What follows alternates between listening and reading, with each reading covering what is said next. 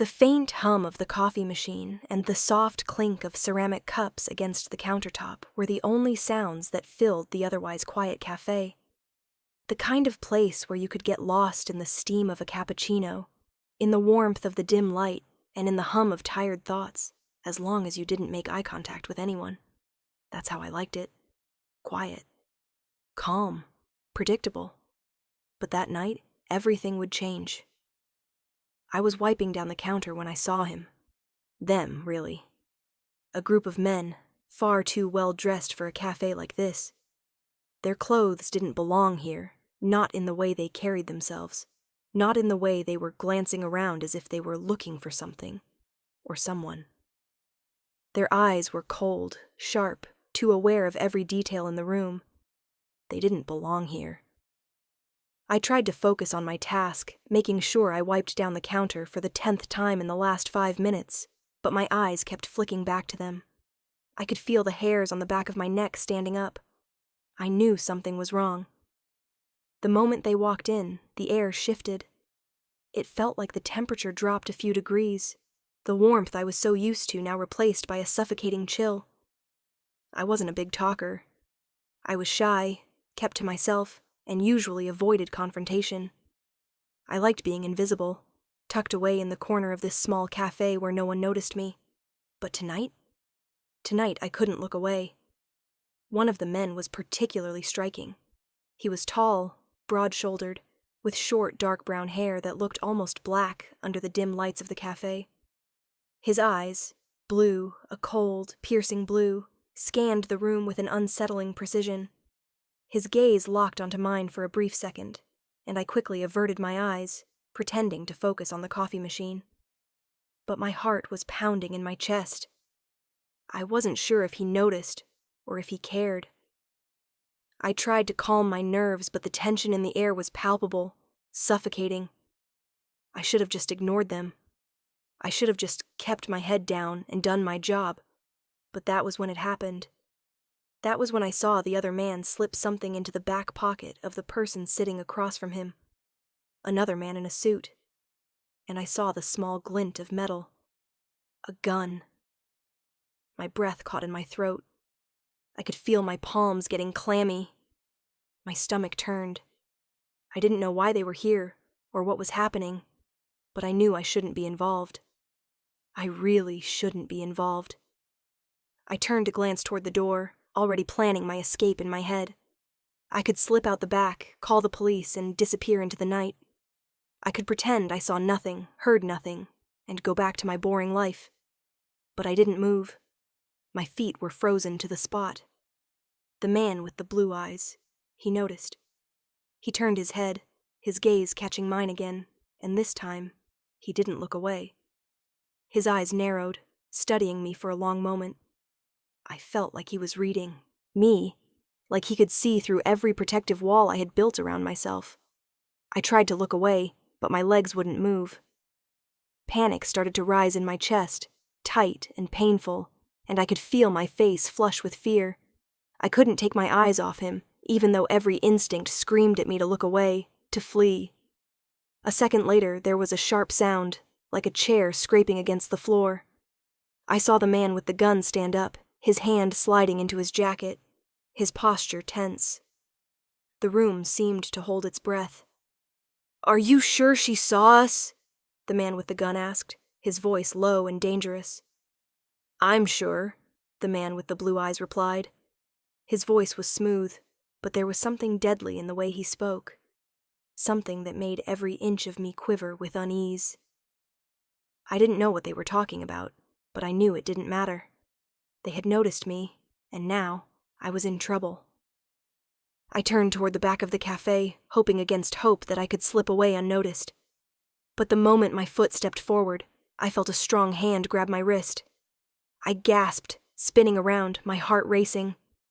The man with the blue eyes was standing in front of me now, much closer than I'd anticipated, his gaze still cold and calculating. "Where do you think you're going?" he asked, his voice smooth, almost too calm. I wasn't going anywhere," I stammered, pulling my wrist away from his grip, but his hand tightened, holding me in place. His blue eyes were fixed on mine, studying me like I was some kind of puzzle.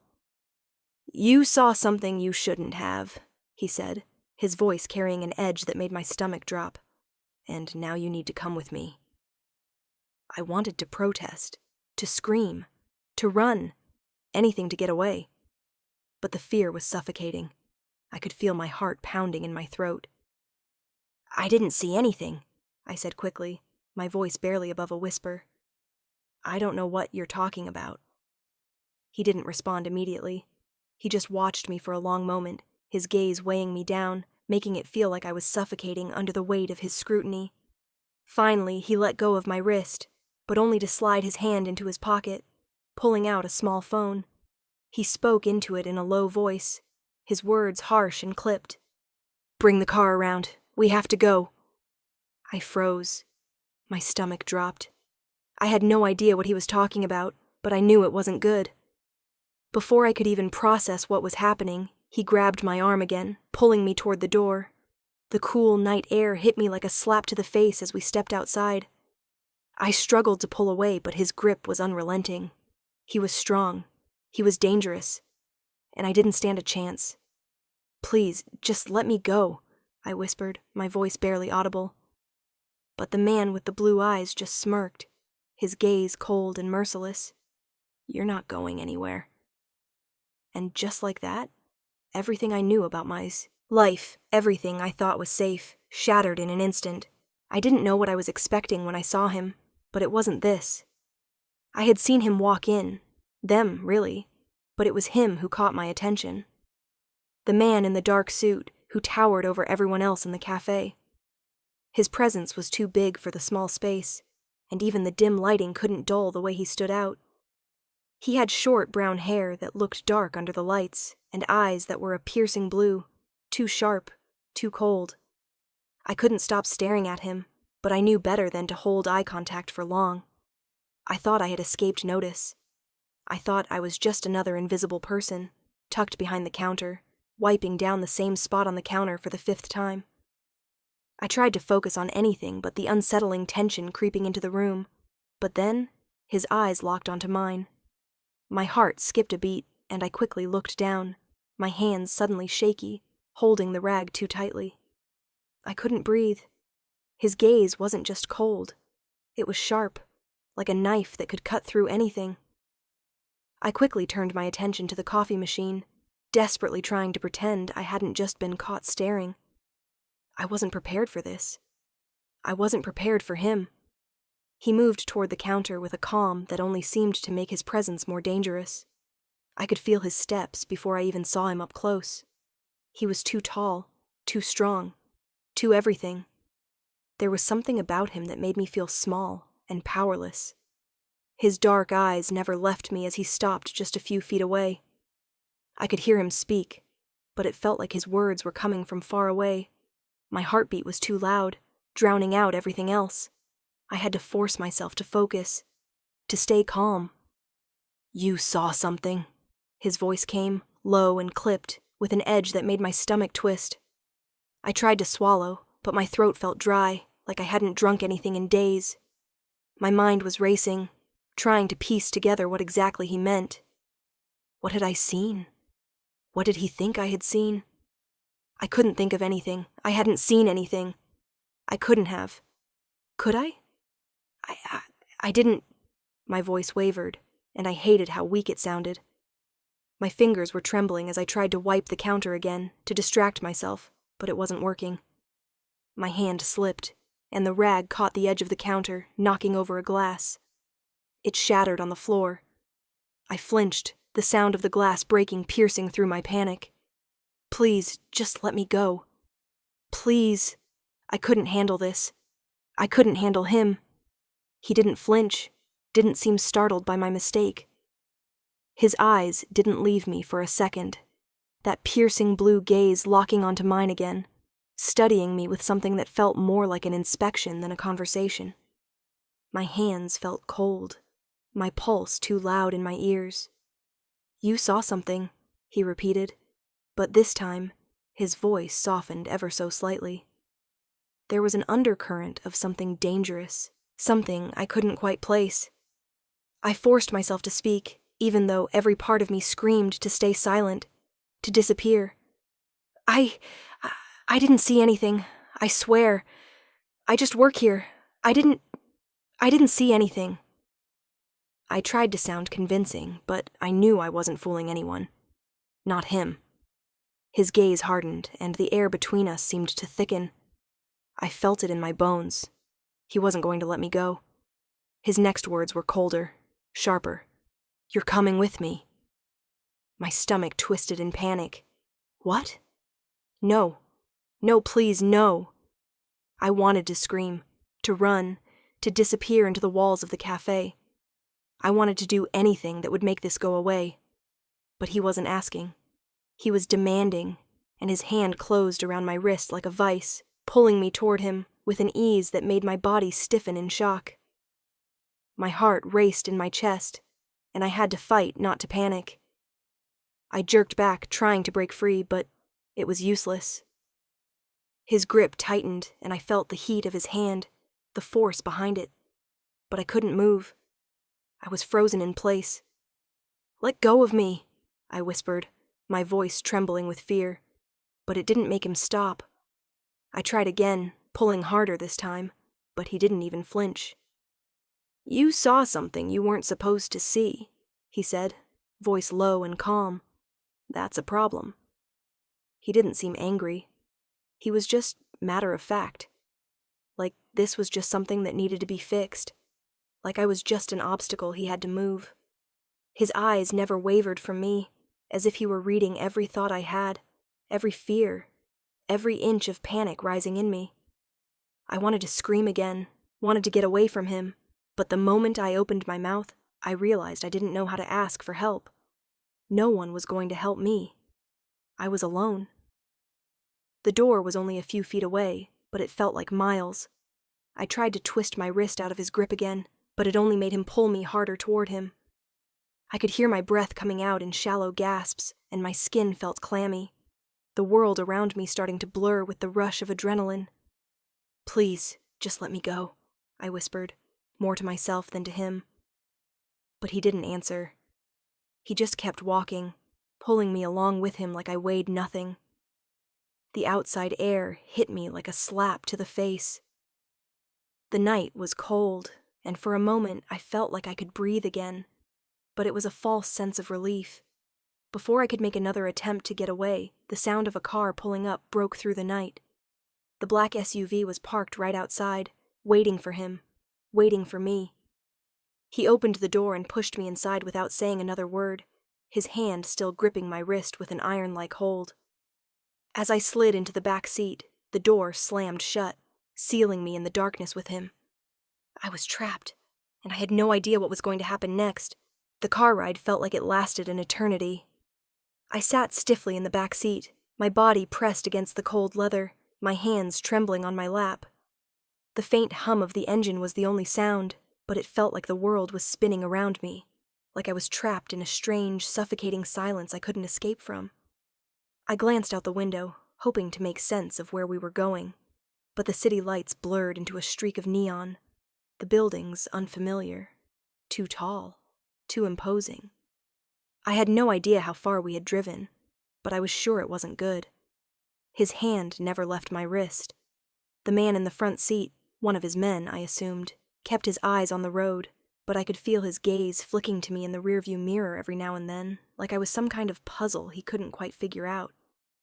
The entire situation felt unreal, like a bad dream I couldn't wake up from. I didn't even know what I had seen. What had I witnessed?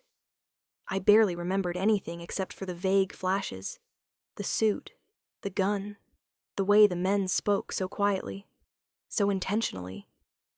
But there was one thing I did remember clearly. The way he had looked at me. The way his eyes had locked onto mine and held me there like I was a mouse caught in a predator's gaze. I'd never been so terrified in my life. And yet, the moment we were in the car, there was a strange stillness to him, like he was in complete control of everything around him. His eyes had softened slightly as he looked at me when he pulled me away from the cafe, but it didn't make him any less intimidating. In fact, It made him even more so. It was like he knew exactly how to make me feel like I was on the edge of something dangerous, without even raising his voice. Finally, he spoke. "Why were you staring at me?" His voice was low, cool, but there was an edge to it that made my stomach tighten. I swallowed hard. "I wasn't staring," I said quickly, trying to sound confident but failing miserably. I was just doing my job." He glanced over at me then, his eyes narrowing, as if trying to figure out if I was lying or telling the truth. It was like I was a bug under a microscope, and I hated it. I hated the way his eyes made me feel so exposed, so small.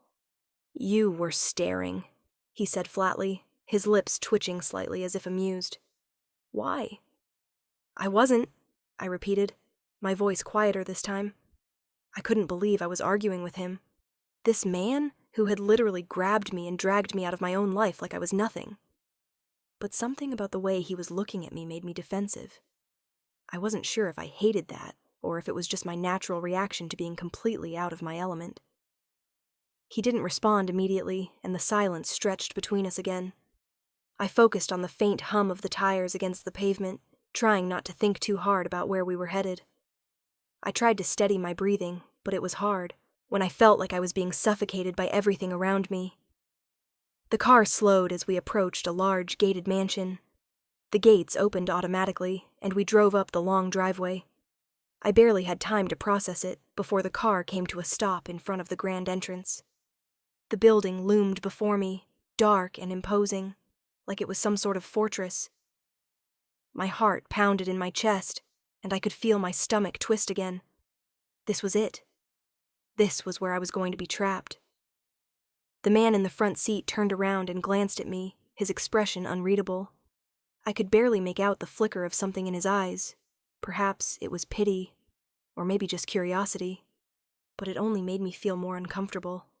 He opened the door, and I instinctively flinched when his hand grabbed mine, pulling me out of the car. "Stay close," the man with the blue eyes, Luca, I'd overheard someone call him earlier, said, his voice rougher now, more commanding. "Don't try anything stupid." I nodded quickly, too scared to do anything else. I wanted to say something, to ask him what he wanted from me, to beg him to let me go, but the words stuck in my throat. I wasn't sure I'd even have the courage to speak if I tried. Luca's grip on my arm tightened as he led me into the house. I tried to stay calm, to pretend I wasn't as terrified as I felt, but every step I took inside felt like it took me further into his world. A world I didn't understand and didn't want to be a part of. As we walked through the marble halls, I couldn't help but notice the grandness of it all. The expensive art on the walls, the gold accents, the polished floors that gleamed under the overhead lights. It was so different from anything I had ever known. It was beautiful, yes, but it was also cold, intimidating. Nothing in this house made me feel like I belonged here. Finally, we stopped in front of a large wooden door, and Luca opened it without hesitation. Inside, the room was equally grand, but there was a sense of finality to it. The door clicked shut behind us, and I felt the walls close in. I was alone with him. Luca didn't say anything at first. He just stood there, watching me with those piercing blue eyes. For a moment, I thought I might crack under the weight of his gaze, but I forced myself to meet it. I wasn't going to break. Not yet. "Make yourself comfortable," he said, his voice almost too calm. "You'll be staying here for a while." I felt my heart sink as the door clicked shut behind him, locking me in this unfamiliar place. It was just the beginning, and I had no idea how I was going to get out of this mess. I was still trying to make sense of everything when the knock came at my door. I'd been pacing back and forth, trying to absorb the surrealness of my situation. This place, this mansion, was nothing like the tiny apartment I had once called home. The lavish decor, the polished floors, the cold, dark hallways. It was all so alien to me. I felt out of place in every sense of the word. I froze when I heard the knock. It was soft, almost gentle. For a second, I considered pretending I wasn't here, staying hidden in the corner of the room where the walls felt a little less suffocating. but I knew that would only make things worse. I couldn't avoid Luca forever. Taking a shaky breath, I opened the door. He stood there, his tall frame filling the doorway, his expression as unreadable as ever. Luca. I couldn't get used to the way he looked at me, like I was something important and disposable at the same time. Like he could crush me under his thumb without a second thought, but something made him hesitate. "You're coming with me," he said simply. My heart skipped in my chest. "Where?" His eyes softened just a little, but not enough to make me think I could let my guard down. "Downstairs. I'll have something brought up for you." I stared at him, unsure of how to react. He wasn't threatening, but he wasn't kind either. It was like he was trying to balance something, a strange mix of control and something that might be care? I shook my head, trying to make sense of it, but I still didn't know what was going on. "I'm fine," I said quickly, almost too quickly. "I don't need anything." Luca didn't argue. He just raised an eyebrow, the smallest flicker of amusement in his cold blue eyes. "I'm not asking. You need to eat." I wanted to argue. I wanted to tell him that I wasn't hungry, that I wasn't interested in whatever game he was playing, but I realized quickly that it wouldn't matter. I wasn't in a position to make demands. I sighed, trying to breathe in the cold air around me. "Okay," I muttered, still not sure what to make of his offer. He turned and started walking down the hallway, and after a moment's hesitation, I followed. The quiet of the mansion felt even heavier as I walked behind him, my footsteps echoing in the stillness. There was something oddly unsettling about this place. It was so grand, so silent, like it was built to keep secrets. Luca didn't speak as we moved through the halls. He led me to a large kitchen that looked more like a gourmet restaurant than a place where people cooked. The marble countertops gleamed under the soft lights, and the entire room smelled of freshly cooked food. For a second, I almost forgot why I was here. Luca didn't sit down, didn't offer a chair. He just stood, leaning against the counter, watching me as I moved to the center of the room. I felt awkward, out of place, like I didn't belong here. The tension in the air was thick, but it was different from before. Less threatening, less violent. "Sit," he said, his tone soft but firm. I wasn't used to being spoken to like this. Not by him, not by anyone. But I complied, sitting at the small breakfast nook by the window. The food he brought me was simple, but well prepared. A bowl of pasta with fresh herbs and a side of salad. I hadn't realized just how hungry I was until the smell hit me. My stomach growled, but I tried to push the feeling away. I didn't want to let him see that he had some sort of control over me, even if it was just with food. He didn't move at first, just stood there watching me. I glanced at him, and for the first time since I'd met him, I saw something different in his expression. A softness, maybe even curiosity. I couldn't quite place it. "You don't have to pretend you're not hungry," he said, his voice almost gentle. "Eat." I didn't respond. I didn't want to acknowledge that he was right. I was hungry, but it didn't matter. Nothing mattered in this situation. I picked up my fork, still feeling unsure, but I ate, because there was nothing else to do. He watched me the entire time, never saying a word, as though he was waiting for something. Maybe for me to break, to say something that would make sense of this whole mess. Finally, after what felt like forever, I couldn't stand the silence anymore. "Why are you doing this?" I blurted, not looking at him. I stabbed at the pasta, wishing the tension between us would go away. "Why did you bring me here?" Luca didn't answer immediately.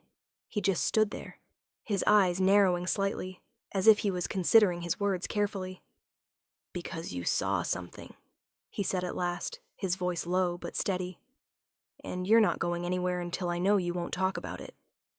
I couldn't stop myself from shaking my head. "I didn't see anything," I protested, my voice a little too frantic. "I swear I didn't. I don't know anything about what happened." He didn't look convinced.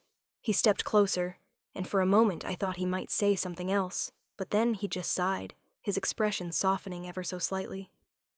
"You're not like the others," he muttered, more to himself than to me. I blinked, confused. The others? Luca's eyes flickered toward me for a moment, like he was trying to gauge my reaction. Then he spoke again, voice quieter. The others who beg, who cry, they don't last long. I swallowed hard. What did that mean? What kind of world was he talking about? His words hung in the air, suffocating me. I'm not begging, I whispered, feeling a surge of anger and fear. I'm just trying to survive. He didn't answer at first, just studied me with that unreadable look, his eyes still intense. Then, surprisingly, he cracked a small smile, just the slightest curve of his lips. I know, he said simply. I was taken aback. He knows. There was a long silence before he spoke again. You'll be safe here, he said, almost like a reassurance, though I didn't believe it. But you'll need to stay quiet, for both our sakes. I didn't know what to say. I wasn't sure if I should thank him, if I should be afraid, or if I should just shut down and stop thinking about anything altogether. But as Luca turned to leave, something about the way he looked at me lingered. There was a softness, a flicker of something real beneath his ruthless exterior. I wasn't sure what it was, but it was the first time I'd seen a glimpse of something human in him, and I hated myself for noticing it. I was still trapped, still uncertain of what was going to happen next, but for the first time, I wondered if maybe I wasn't just another pawn in his game. Or maybe I was. The next few days passed in a strange haze. Luca was always there, somewhere in the mansion, his presence hanging like a dark cloud, but he never pushed me too hard. He didn't make me do anything. He didn't yell. He didn't make me beg. It was unsettling. I spent most of my time alone in my room, wandering the halls of the mansion, or sitting at the small desk by the window, staring at the view. I tried not to think about the fact that I'd been taken by a ruthless Mafia boss, tried not to think about what he could do if he felt like it. I couldn't stop wondering why he hadn't just ended it. Why had he kept me alive? Why not just get rid of me? I hadn't seen anything important. I wasn't connected to anyone dangerous. There was no reason for me to be here, except for the fact that I had been in the wrong place at the wrong time. Still, as much as I tried to reason with myself, I couldn't shake the feeling that something about all of this didn't add up. The night I couldn't push the questions out of my mind anymore was when I found Luca in the hallway. He wasn't rushing anywhere, wasn't talking to his men, wasn't commanding the world around him like I was used to seeing. No, tonight he was leaning against the wall, his arms crossed, staring out the window in the way that people do when they're lost in thought. I wasn't sure what it was that made me walk over to him. Maybe it was the way he looked, so human in that moment. Maybe it was the nagging feeling that I would never understand him unless I asked. I hesitated for a long time before I finally spoke. Why haven't you killed me yet? The words came out sharper than I meant them to, but they were out before I could stop myself. I couldn't believe I had asked him that, but I couldn't take it back now.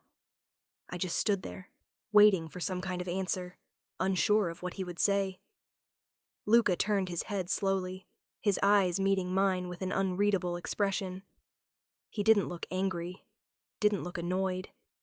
He just looked contemplative. Do you want me to kill you? He asked, his voice soft, almost too soft, considering the nature of his question. I blinked. No, but I don't understand why you haven't. I'm not important. I'm just a regular person. He took a deep breath, his eyes briefly flickering toward the ground before he straightened, pushing himself off the wall. For a moment I thought he might turn and walk away, leaving me in the dark, just like he always did. But instead he took a step closer, his gaze steady. I don't kill people without a reason, he said, his voice low and calm. And I'm not going to kill you because you've seen something you shouldn't have. I need you to stay quiet, that's all. I felt a strange twist in my chest. His answer was cold, too matter-of-fact. It made sense in the way that a Mafia boss's answer should. Logical, ruthless, efficient. But it didn't explain why he seemed so reluctant to hurt me. "I don't understand," I said softly, feeling the weight of the words before they even left my lips. "Why me? I'm just a girl in a cafe. I wasn't supposed to be there. Why do you care what I saw?" Luca was silent for a long time. His eyes studied me, like he was trying to figure out what I was really asking, and for a moment I thought he wouldn't answer. But then he sighed, a deep, heavy exhale, and leaned back against the wall. "You don't need to understand," he said finally, his voice barely above a whisper. "But you will." I frowned, confused. "What do you mean?" His gaze flicked back toward the window, as if something out there had caught his attention. "This world, my world, it doesn't make sense. You can't just understand it, not without paying the price." He glanced at me then, his eyes a little more open than they had been before. "I never wanted to be in this world, Ava. I didn't choose it." I stared at him, completely thrown off. The Luca I'd known was the ruthless Mafia boss, the man who took what he wanted and used fear as his weapon. He didn't sound like that now.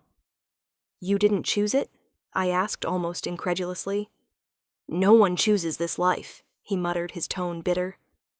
"You think I wanted to be the head of a criminal empire? To carry the weight of everyone's lives on my shoulders?" His jaw tightened, and for a second I saw the cracks in his facade, just for a second, but they were there.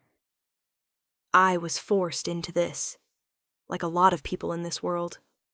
When you grow up like I did, when you don't have a choice, you do what you have to do.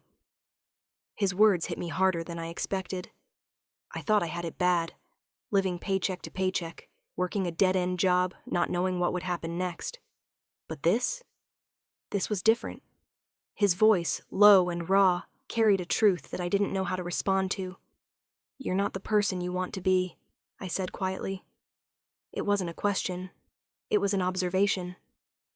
Luca looked at me, his expression shifting. For a second, I thought I saw something in his eyes. Something vulnerable, maybe even ashamed. But then it was gone, replaced by the cold, calculating gaze I had grown used to. "That's the truth of it," he said almost to himself. "The truth you'll never get out of me." He paused. "You're not part of this world, Ava. You won't ever be. But you need to understand one thing." "What?" "Everyone has a price." His voice dropped, and his gaze hardened. "Don't ever forget that." I felt a chill run through me. The way he said it, so final, so ruthless, it made my stomach twist. I didn't know what he was hinting at, but I knew I didn't want to find out. Luca stepped away from the wall then, his presence filling the space between us once again. "You'll be safe, but you'll never understand why. Not fully." With that, he turned and walked away, leaving me alone, with 1,000 questions and the feeling that I was caught in something far bigger than I could comprehend. And deep down, I couldn't shake the feeling that no matter how much I tried to understand, I'd never truly escape. The days blurred together in a strange rhythm I was trying, and failing, to get used to. Time seemed to lose its meaning in the mansion, as if the minutes and hours merged into a single, continuous moment. I had nothing to do except exist in the space between the walls, surrounded by luxury that felt more like a cage than comfort. The coldness of the house mirrored the distance I kept from Luca. I couldn't make sense of the feelings stirring inside me. On one hand, I still felt like a prisoner. The walls were high, the doors locked, and I didn't know where I could go without feeling like I was being watched. But on the other hand, Luca hadn't kept me chained to a bed or locked away in a dark room. He didn't hurt me, didn't scream at me. It was all very confusing. I was trapped in a state of uncertainty, and I hated it. Despite everything, I couldn't escape the curiosity about him. There were moments when I would catch him in the corner of my eye, his face as unreadable as ever, but there was something there, a flicker of something I couldn't name. There was always that subtle shift in his demeanor when our paths crossed, that brief pause when he seemed to take a second longer to look at me, as if trying to figure me out too. But he never said anything. Not really. And then, one evening, the tension between us finally broke. I was sitting at the large, ornate desk by the window in my room, trying to make sense of my thoughts. The mansion outside was quiet, the sounds of the night filling the air. I had been trying to write something, anything, to distract myself from the heavy weight of the situation, but the words never came. I kept thinking of the cafe, of the men I had seen, of the danger that had followed me here. Then the door to my room opened without warning. I looked up quickly, startled to see Luca standing in the doorway. His presence, as always, was commanding, but today there was something else about him. His expression was unreadable, but his posture was tense, more so than usual. "Come with me," he said, his voice clipped, without the usual coldness or impatience. There was something almost resigned in it. I stood up instinctively, my heart racing. "Where?" "You'll see," he said simply, turning on his heel and walking away. He didn't wait for me to ask again. For a moment I hesitated. I wanted to stay in the safety of my room, to remain where everything felt like it could be controlled, but I had no choice. I followed him down the long hallway, my footsteps quick but cautious. The house was quieter at night, the large windows casting long shadows across the marble floors, and every noise felt amplified. Luca walked ahead of me with that same quiet confidence, his movements sure, as though he was always in control of the space around him. We arrived at the door of his office. The room was different from the rest of the mansion. It had a heavy, dark feel to it, the walls lined with shelves full of books, weapons, and other ominous artifacts. The lights were dim, casting long shadows across the room. Luca motioned for me to sit on the leather chair in front of his desk. I did, though I couldn't stop the nervous energy that buzzed beneath my skin. He moved around the desk, settling into his own chair with a casual ease, the leather creaking under his weight. He didn't speak at first, just watched me with those piercing blue eyes of his. It was strange being this close to him, this close to the man who had control over my life. I shifted uncomfortably, glancing around the room, anywhere but at him. It was like I couldn't escape the feeling of being trapped. This room, the mansion, my situation, it was all suffocating. "You've been quiet," he finally spoke, his voice surprisingly calm. "Why?" I blinked, unsure of how to answer. "I don't know what you want from me," I said honestly. I hated how vulnerable it sounded, but it was the truth. I was confused, scared, and completely unsure of what was happening. "I don't know why I'm still here." Luca leaned back in his chair, his gaze never leaving mine. There was something unreadable in his expression, a flicker of something beneath the cold surface that I couldn't quite grasp. His eyes softened for a brief moment before he exhaled sharply. "You're here because I need you to stay quiet," he said, the words blunt, almost too simple. "But it's not just about that." I frowned, confused. "What do you mean?" He paused, his fingers tapping lightly on the edge of the desk. The silence stretched between us, thick with unspoken words. I had never seen him like this. So calm, yet somehow distant. He was always so calculated, always so in control. But now, there was something more human about him. I couldn't help but wonder if it was just an act, or if this was the real him, the one behind the mask he wore. "I'm not a good person, Ava," he said quietly, his voice softer now, more vulnerable than I'd ever heard it. "I never was." The admission hit me harder than I expected. I didn't know what to say, so I stayed silent. The man who ran this empire, who controlled everyone around him with a single look, was telling me he wasn't good. "You think this life is easy?" he continued, almost as if he was speaking to himself. "That I've chosen this path for fun? You think I wanted to become a monster, to make deals with people like the ones I have to deal with?" His voice rose slightly, but not in anger, more like frustration. "You think I don't hate it?" I was stunned into silence. I had no idea what to say to that. Luca was always so composed, always so untouchable.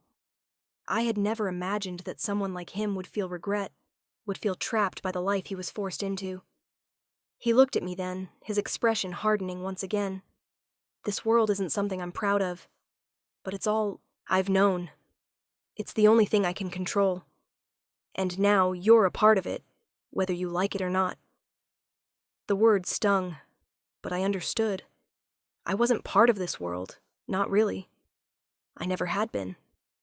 And yet, here I was, caught in the middle of it all. A part of me resented him for bringing me into this, into his world of violence and control. But another part of me, the part that was slowly beginning to understand him, felt a strange empathy for him. Luca wasn't the monster I had believed him to be, but he wasn't the man I thought he might be either. There were cracks in his armor, small, hidden, but real. "You won't escape this, Ava," he said, his voice steady again, the coldness returning.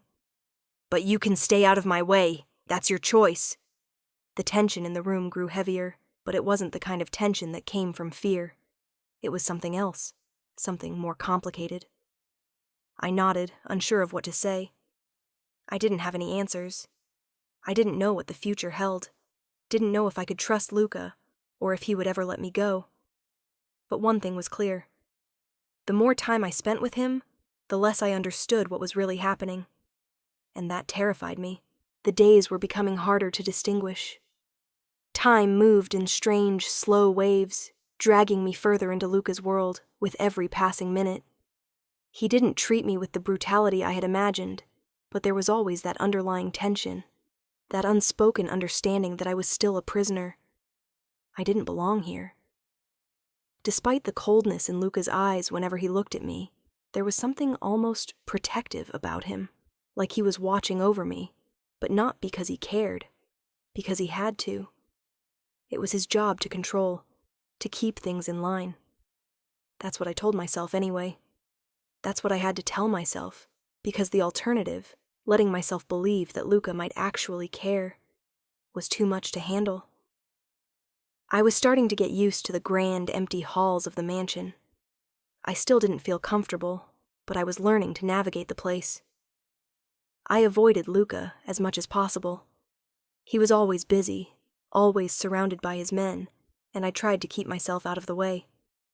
Still, there were moments when I couldn't avoid him, when our paths crossed in the hallways, or at dinner, and every time I found myself wondering whether he saw me as a human being, or just a tool to be used in some game I didn't understand. That night, though, everything shifted. It started like any other night. Luca had asked me to stay in the drawing room for dinner, something that had become a routine I couldn't break. He wasn't rude to me, wasn't cruel. He didn't expect much from me other than to be there, to sit across from him in silence as he ate. I'd barely managed to get through the meal when I heard a commotion from outside the dining room, muffled voices rising in intensity. I looked at Luca, but he didn't seem fazed. His hand moved toward his glass of wine, and he took a slow sip, his eyes never leaving the glass. "It's nothing," he said after a moment as if reading my mind. "Just business." I nodded, but I couldn't shake the feeling in the pit of my stomach. Something didn't feel right. Seconds later, the door burst open. One of Luca's men rushed in, his face pale and his hands trembling. Luca didn't flinch. If anything, his posture grew straighter, his eyes narrowing as he set down his glass. "Boss," the man said, voice low, filled with tension. "We've got a problem." Luca didn't answer right away. He just stared at the man, calculating. What kind of problem? The man glanced at me for a split second, his gaze uneasy. "It's..." He took a shaky breath, clearly trying to steady himself. "The deal. It's gone bad. They're here. The Russians." Luca's eyes flashed, a spark of something dangerous igniting within them. The mention of the Russians was enough to send a chill down my spine. I'd heard about them, the rival Mafia family that had been trying to take over territory for months. If they were here, in Luca's house. "Get everyone in. Position," Luca ordered, his voice cold and precise. "Lock down the mansion. No one leaves, no one enters. Make sure no one gets past the gates." The man nodded and quickly backed out of the room, leaving me alone with Luca. I felt the weight of the moment settle over us. Something was happening.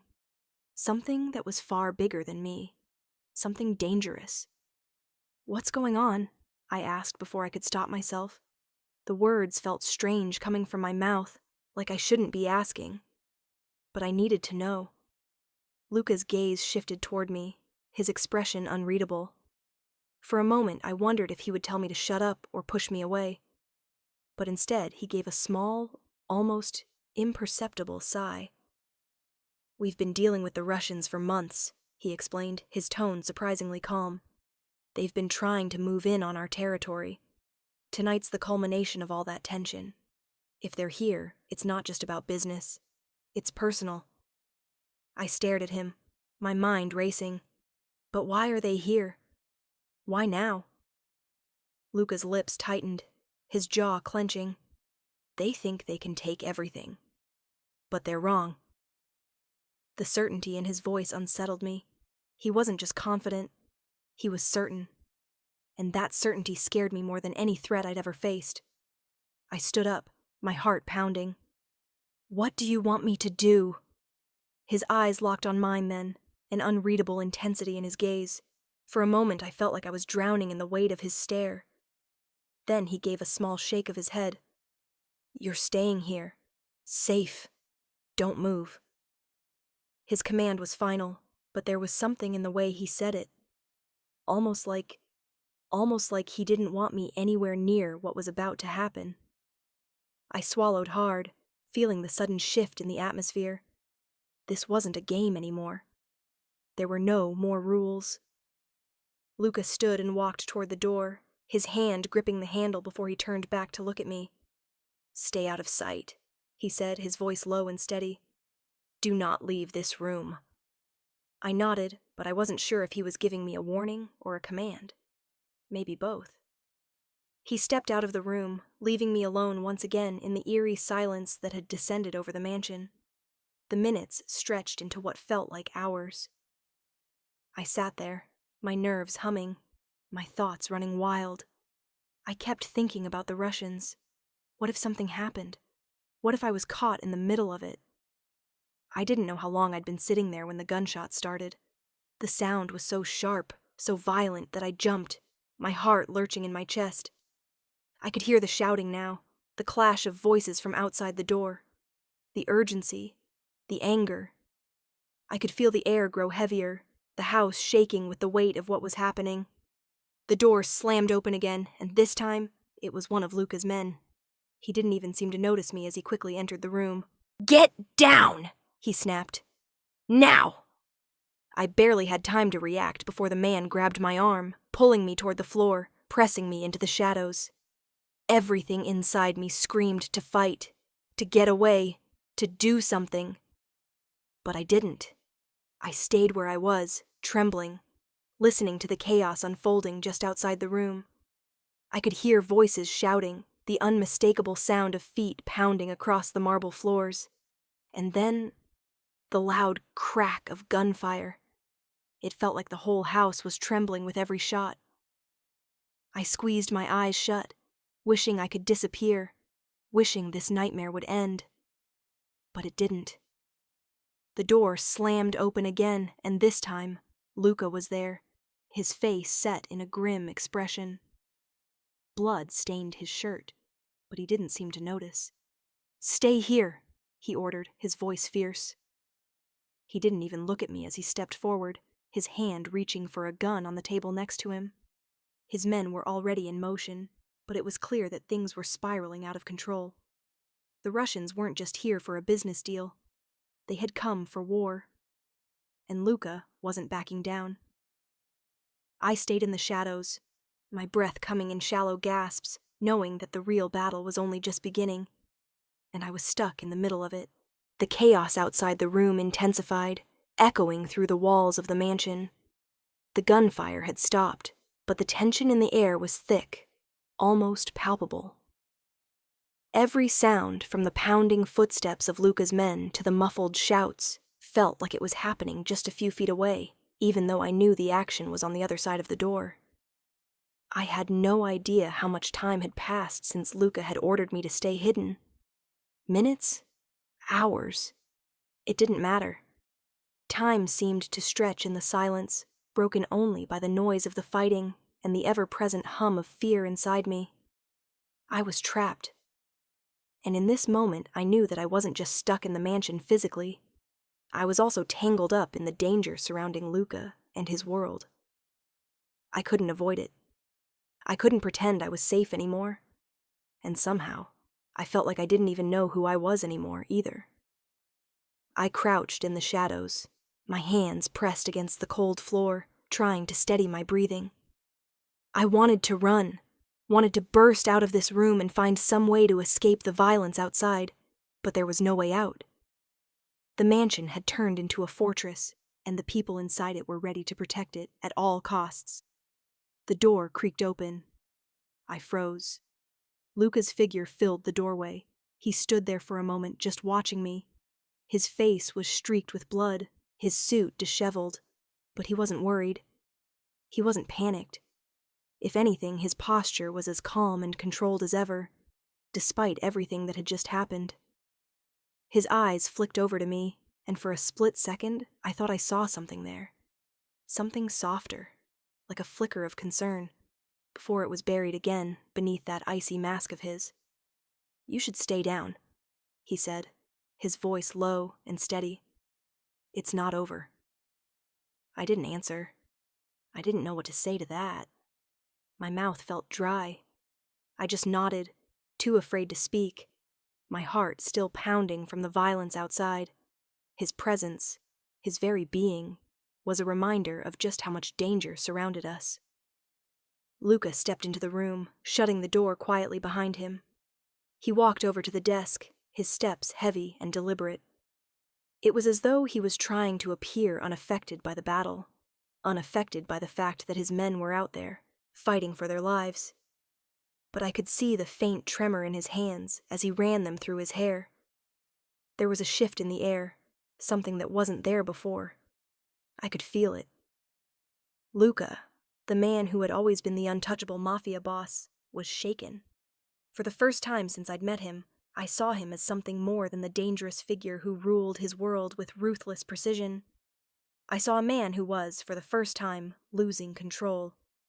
He didn't look at me immediately, his focus on the distant sounds of shouting from beyond the door. His face was still hardened, but there was a distant look in his eyes, as though he was somewhere far away, in his thoughts. "What's happening?" I asked before I could stop myself, my voice shaking.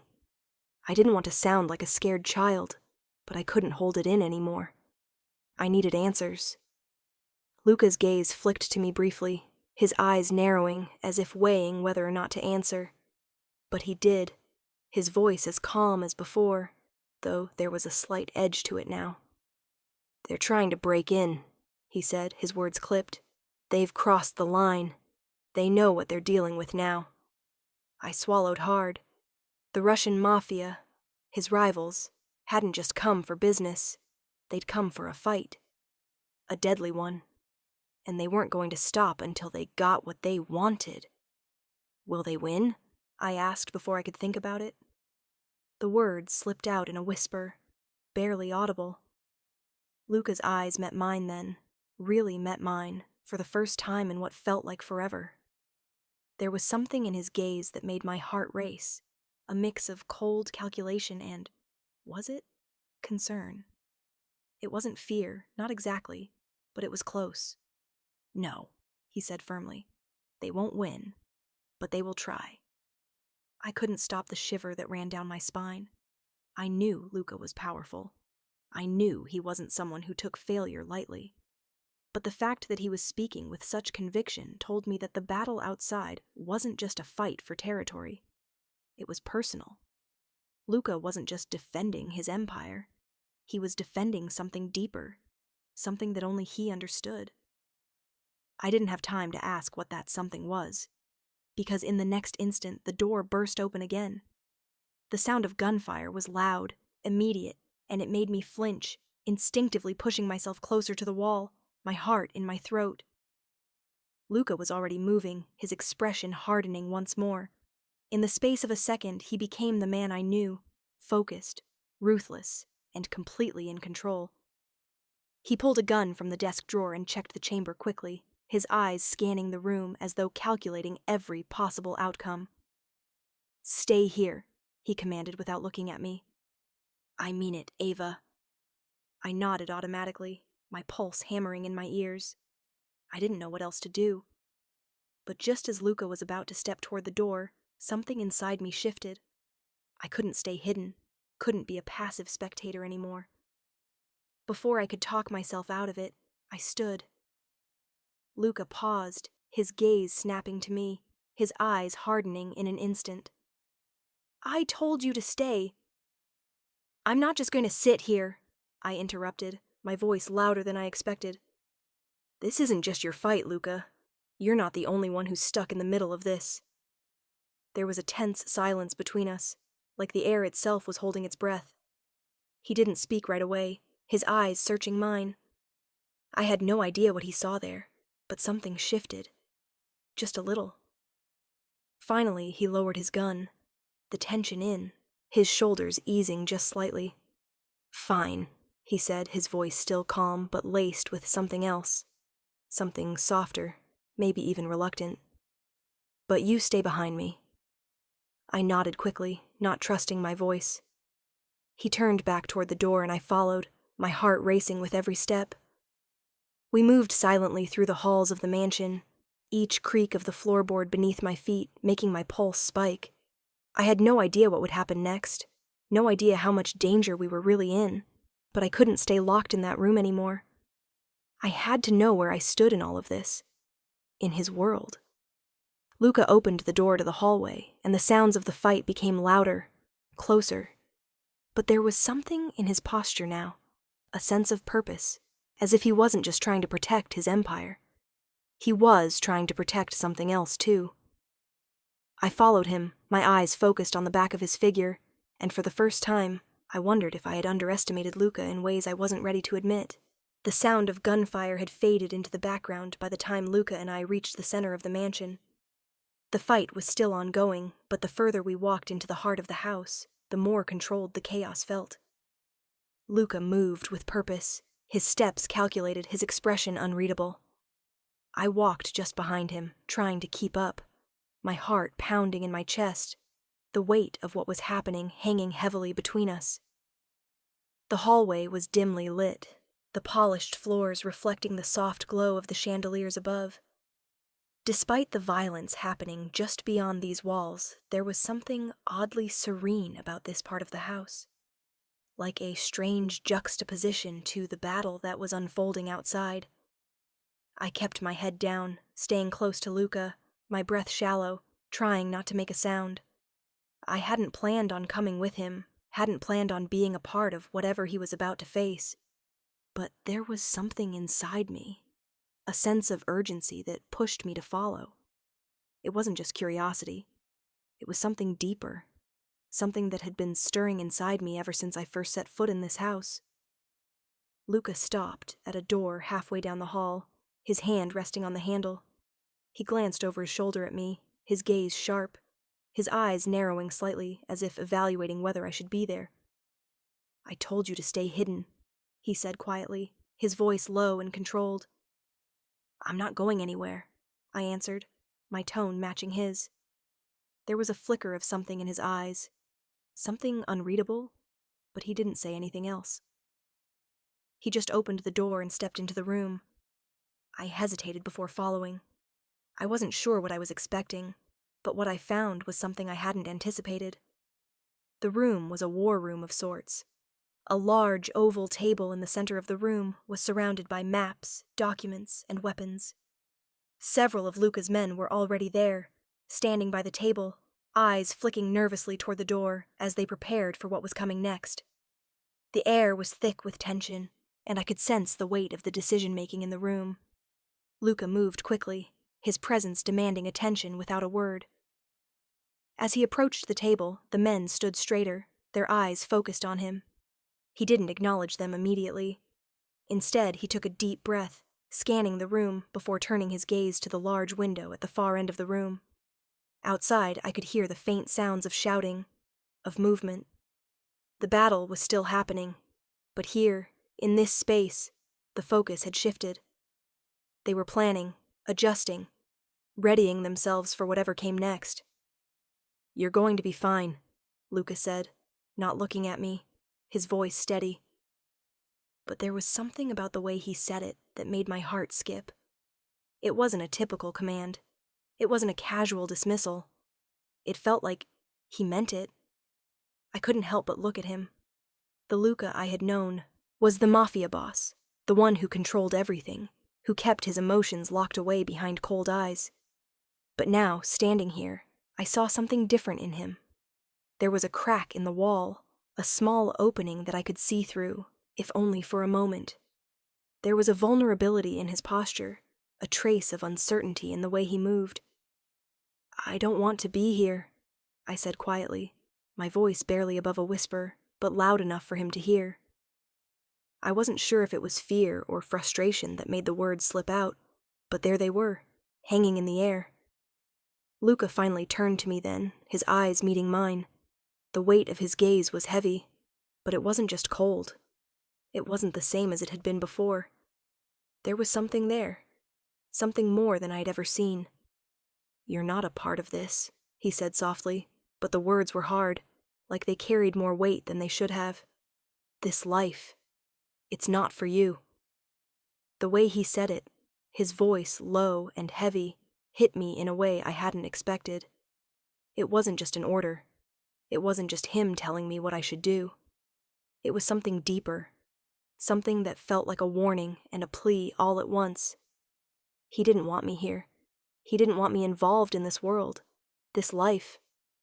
But the truth was, I didn't want to be involved either. I didn't want any part of this violence, this darkness that surrounded Luca, that seemed to define everything he did.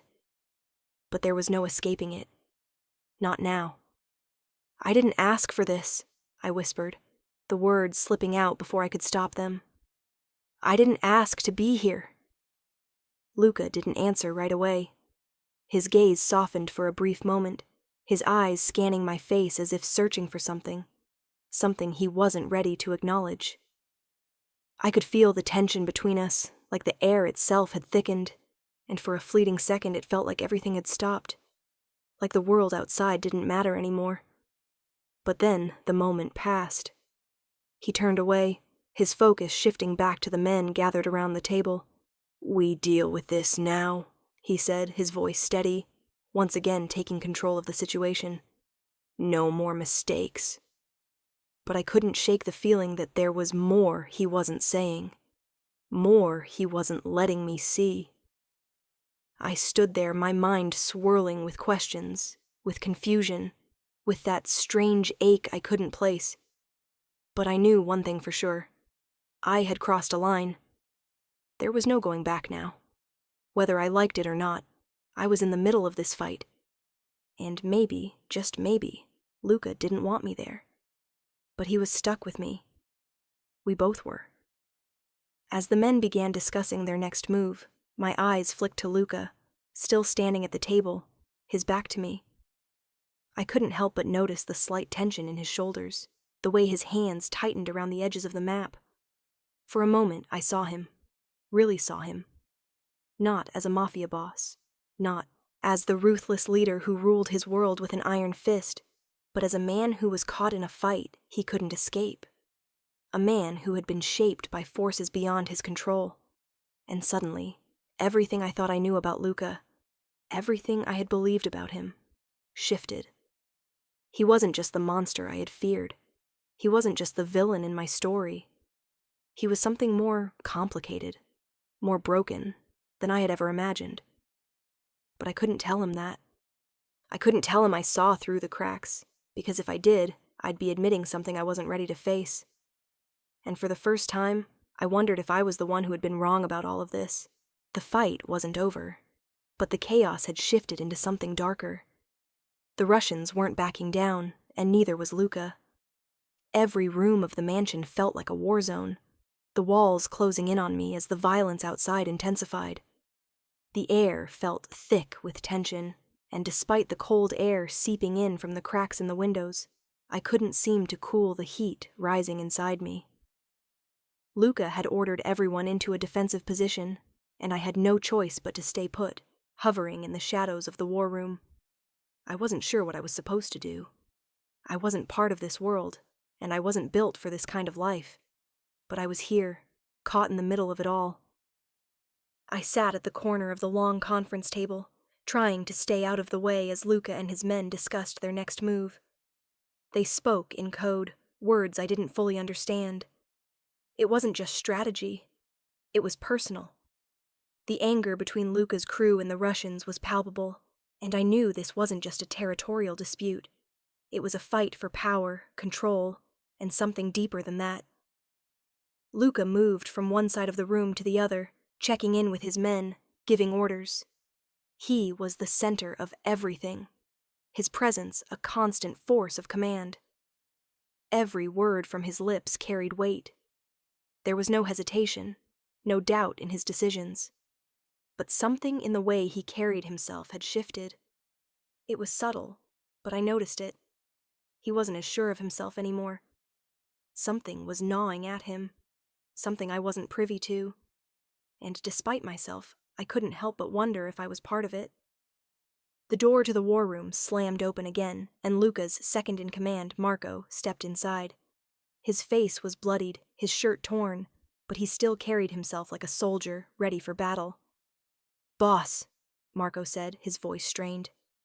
"They've breached the lower floors. They're making their way up." Luca's face didn't change. He simply nodded, as if he'd expected this. "We hold them here," he said, his voice low and cold. "No one gets past this room." Marco looked over at me, and I could see the hesitation in his eyes. "What about her?" he asked, his gaze flicking to me. Luca glanced in my direction, his jaw tightening. "She stays here. She's not part of this." I wasn't sure if I should be relieved or insulted. Not part of this? It wasn't like I had a choice. But something about Luca's tone, his decisiveness, the way he handled me like I was a detail he had to manage, felt wrong. It felt like he was protecting me. Not just from the Russians, but from him. From the world he lived in. I couldn't just sit there anymore.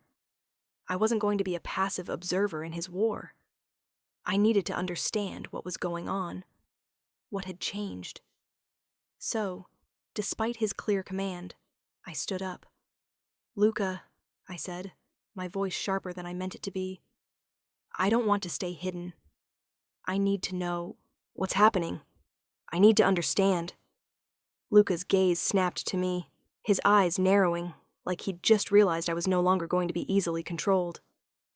His lips pressed into a thin line, and for a long moment, he said nothing. He just stared at me like he was trying to figure out whether to listen or dismiss me altogether.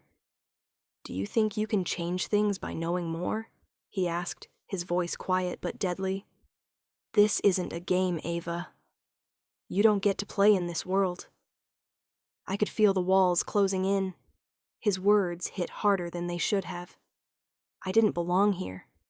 I wasn't built for this. But neither was he. I could see it in the way his shoulders tensed, in the way his hands clenched into fists when he wasn't looking at anyone. I swallowed hard. I don't want to be part of this life. I need to know where I stand. I need to know what happens next. Luca hesitated, his eyes flicking to the door, to the chaos unfolding beyond it. His men were ready to move, ready to fight. But he was still here, standing in front of me, almost like he couldn't let go. It was a moment of weakness, one I didn't expect, one I didn't know how to handle. "You're here because you saw something," Luca said finally, his voice barely above a whisper, yet filled with so much weight. "But that's not the only reason you're still alive." I couldn't stop myself from looking up at him, meeting his eyes. There was something raw in his expression, something that made my heart beat faster. For a moment, I wondered if he was talking about me at all, or if this was something personal. "What do you mean?" I whispered, afraid of the answer but needing to hear it anyway. Luca didn't respond right away. His gaze shifted from mine, the coldness returning. It was like he couldn't bear to let me see the truth, whatever it was. He turned back to the table, nodding at his men. "We finish this," he said, the authority back in his voice. But I wasn't ready to let it go. Not yet. I followed him to the door, my pulse racing. "You don't have to do this alone," I said quietly, my voice almost a plea. "I'm not asking you to let me in. I stopped, unsure of what I was trying to say. I wasn't prepared for this kind of moment, wasn't ready for the way the words seemed to escape my mouth without my permission. I'm not asking for anything. I just want to be here, to help, to understand." Luca turned to face me again, his eyes searching mine for a long, heavy moment. And in that moment I saw something in him that I hadn't noticed before. A softness that didn't belong in the world he inhabited. A tenderness that didn't fit the cold, ruthless image I had of him. His expression shifted just slightly, his jaw tightening as if he were fighting with himself, struggling to maintain control. He opened his mouth to say something, but then, before he could speak, Marco stepped forward again, his face grim. "Boss, we need to move now."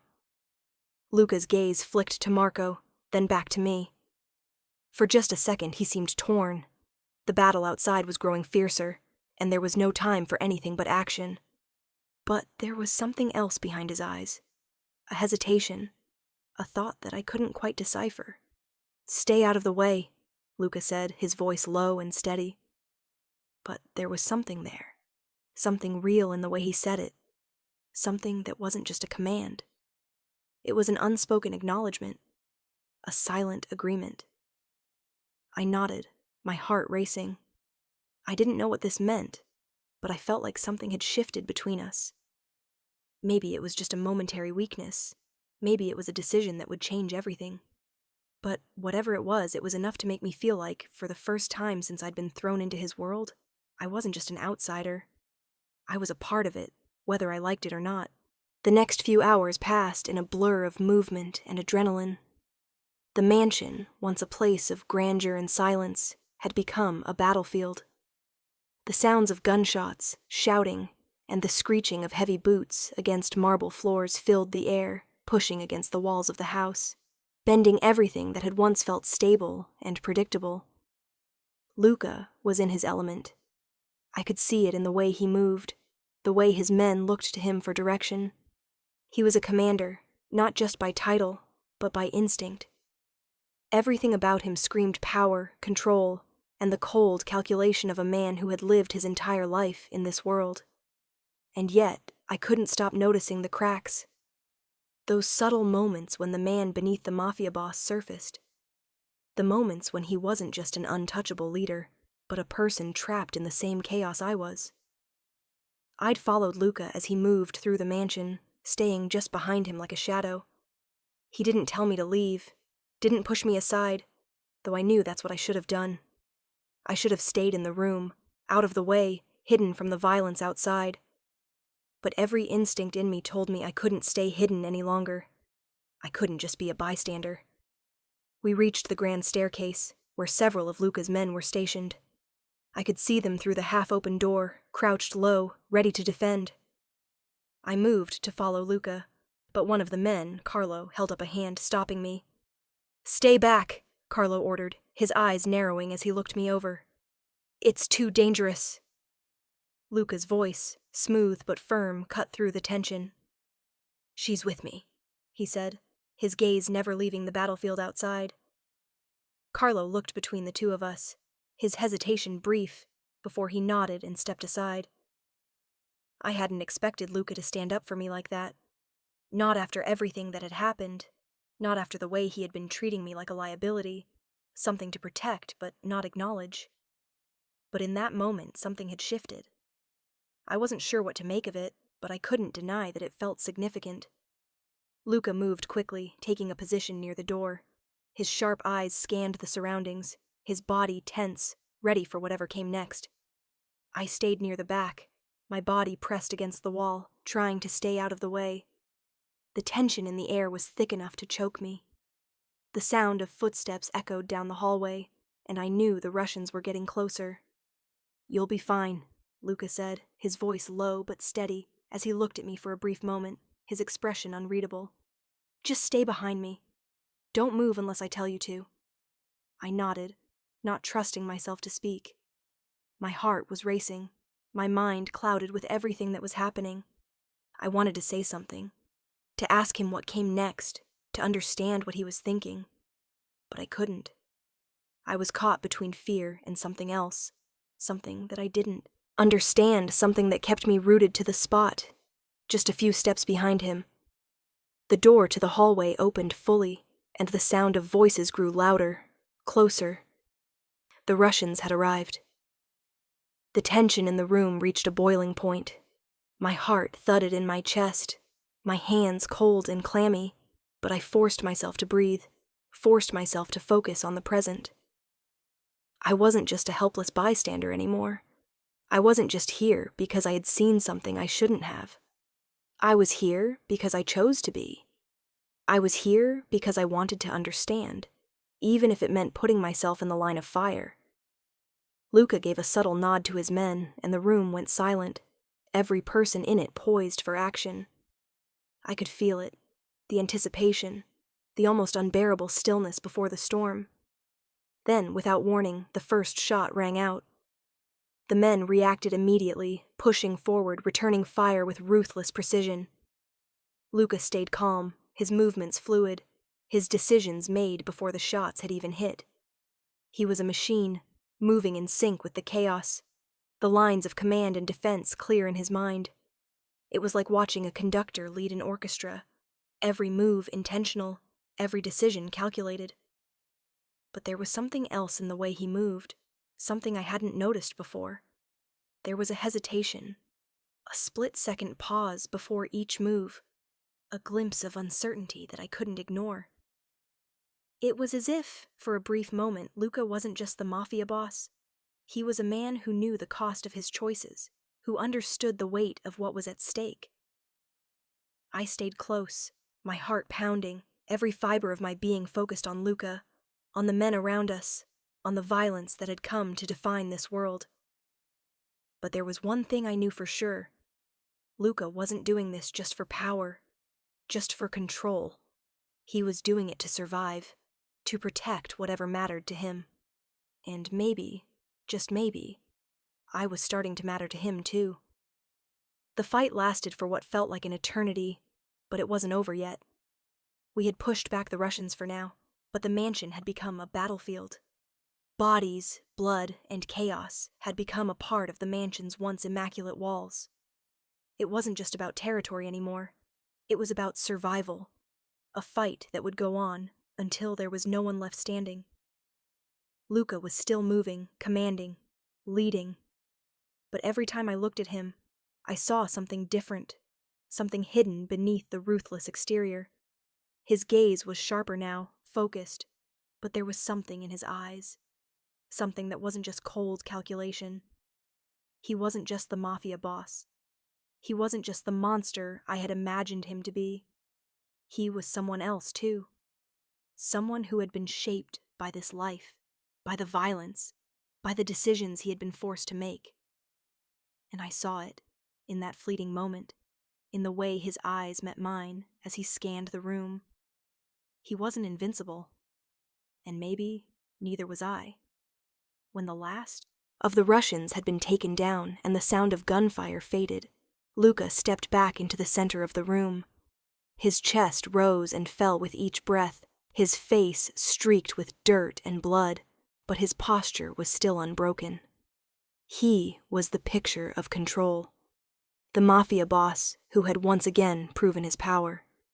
And yet, when he looked at me, when his eyes locked with mine, I saw something else. Something more human. "We're not done yet," Luca said quietly, his voice rough. But there was something softer there. Something almost like concern? I couldn't explain it. I couldn't understand it. But in that moment, I realized something. Luca wasn't the person I thought he was. And maybe, just maybe, I wasn't the person I thought I was either.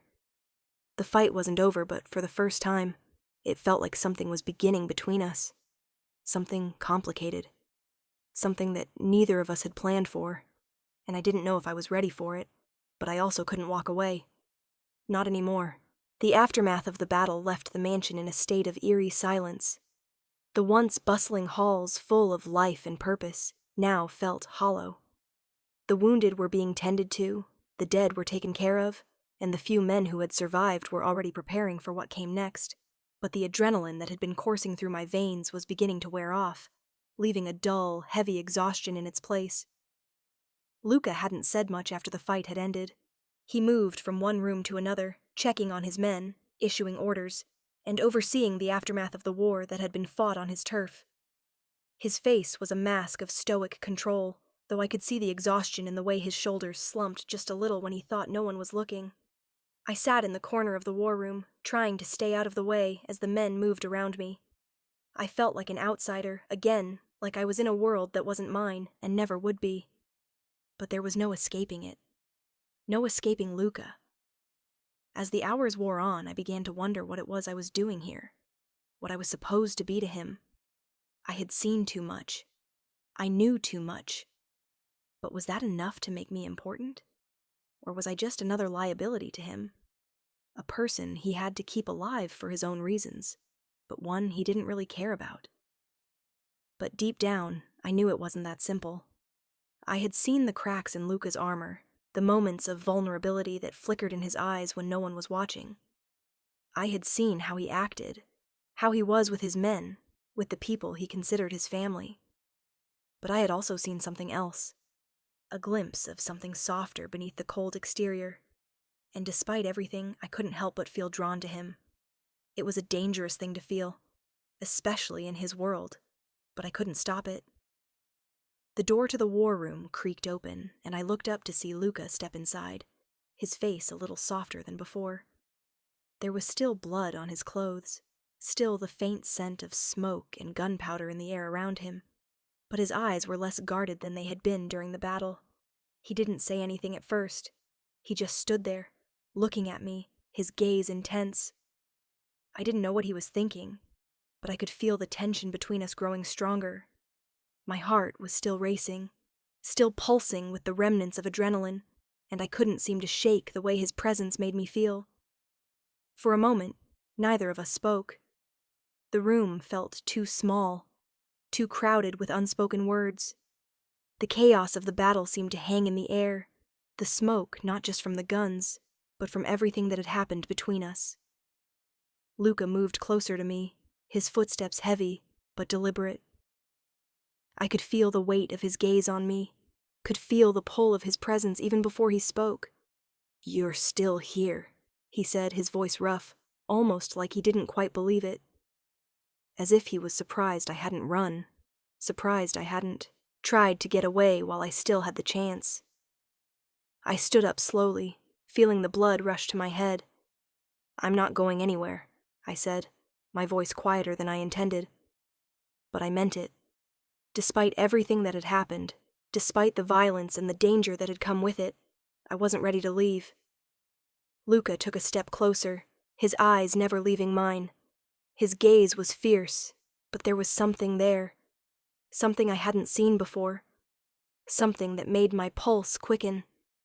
His voice dropped lower, almost a whisper. "You shouldn't be here, Ava." I swallowed hard, but I didn't back down. "Neither should you," I said, my breath shaky. "None of this is your fault, Luca. You didn't choose this life." For a moment his expression softened, and I thought he might say something else. But then he reached out, his hand brushing against my arm in a way that made my breath hitch. His touch was fleeting, but it felt like everything stopped for a moment. It wasn't an act of power or control. It was something more tender, more intimate. "Maybe I didn't choose it," he murmured, his voice low, almost broken. "But it's all I've ever known. And now you're a part of it, whether you want to be or not." I didn't know what to say to that. I didn't know how to respond to the quiet admission, the rawness of it. I had always seen Luca as the untouchable Mafia boss, the man who lived by his own rules, by his own code. But in that moment, he wasn't just the boss. He was a man. Someone who had been shaped by this life. Someone who had been forced into this world and had never had the chance to break free. And for reasons I couldn't fully understand, I felt a connection to him in that moment. A bond I didn't know how to explain. It was a dangerous thing. Dangerous to feel for someone like Luca. But I couldn't help it. "You don't have to do this alone," I said, my voice barely above a whisper. Luca's eyes flicked to mine, his gaze dark, intense. He stepped closer again, his face inches from mine. I could feel the heat of his body, the tension that radiated off him. His breath was warm against my skin, his chest rising and falling as if he were struggling with something inside. For a moment I thought he might kiss me. His lips were so close, and there was something about the way he looked at me that made my heart race. But then he pulled away, just a fraction, and the moment shattered. "You don't understand," he said, his voice hoarse. "You don't know what this world is. You don't know what it takes to survive in it." I stepped back, my heart still racing, my breath coming faster. I didn't know what he meant by that. Didn't know why he was pulling away, why he was pushing me back when all I wanted was to get closer. But I couldn't make sense of it. I didn't know if it was fear or desire that kept me rooted in place, but it didn't matter. Luca was right. About one thing. I wasn't prepared for this world. I wasn't ready to face the darkness that had been following him, following us. But as he turned to leave, as he walked away without another word, something in me shifted. Maybe I wasn't ready to face it, but I wasn't going anywhere. Not now. Not with him. And somehow I knew I was already too far gone. The battle wasn't over. Neither was our story. The silence that followed the battle was thick and suffocating. The mansion, once full of noise and life, now felt like a haunted house, empty, echoing, and cold. The remnants of blood, broken furniture, and shattered glass scattered across the floors painted a picture of the violence that had erupted only hours ago. The faint scent of gunpowder still lingered in the air, a stark reminder of what had happened.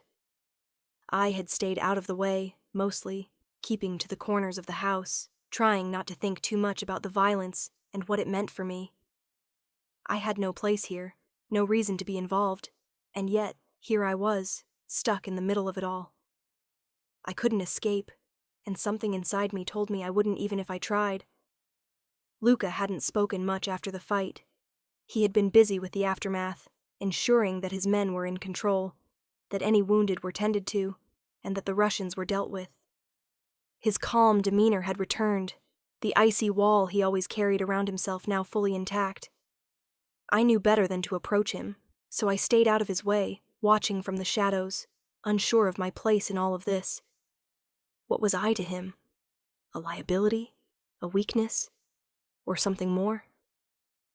I thought I'd figured it out, but nothing could have prepared me for what happened next. It was late into the night, and the mansion was quieter than usual. I had retreated to my room, still trying to make sense of everything that had happened, when I heard footsteps outside my door. I froze, my heart racing. I had become hyper-aware of every sound, every movement. I wasn't sure who it was, but I didn't have to wait long to find out.